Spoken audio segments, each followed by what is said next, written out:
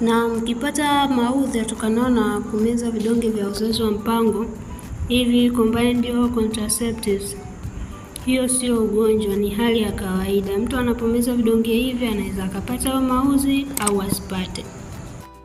Hivyo mimi nitakwambia ni maudhi gani ambayo unaweza kuyapata, ili hata ukiyaona usishangae kwa yale ambayo unatumia vidonge hivi. Kwanza unaweza ukapata irregular bleeding. Hapa ni kuwa na mzunguko usioeleweka. Kwa mfano mwezi huu unaingia tarehe 6, mwezi unaofuata unaingia tarehe 11.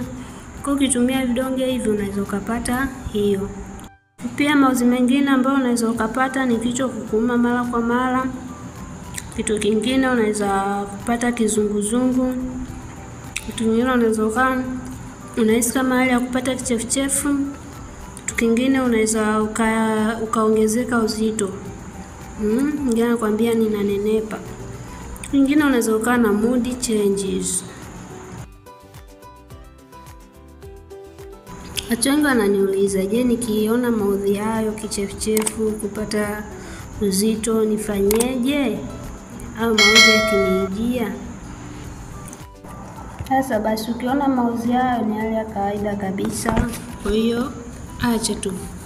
Ila tu utakapoona dalili zifuatazo, nenda hospitali haraka na mapema. Ukiona dalili zifuatazo, kamwone daktari. Ukiona kifua kinakuuma sana ghafla baada ya kumeza dawa hizo, kamwone daktari.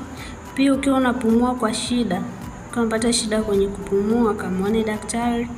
Pia ukiwa na severe unilateral calf pain, tunasema kuumwa miguu au mapaja, unakuwa unaumwa mapaja, hauwezi kutembea vizuri, kamwone daktari. Pia ukiwa unaumwa kichwa mara kwa mara kusiko kwa kawaida, yani kinajirudia, kinauma sana baada ya kumeza hizo dawa, pia kamwone daktari.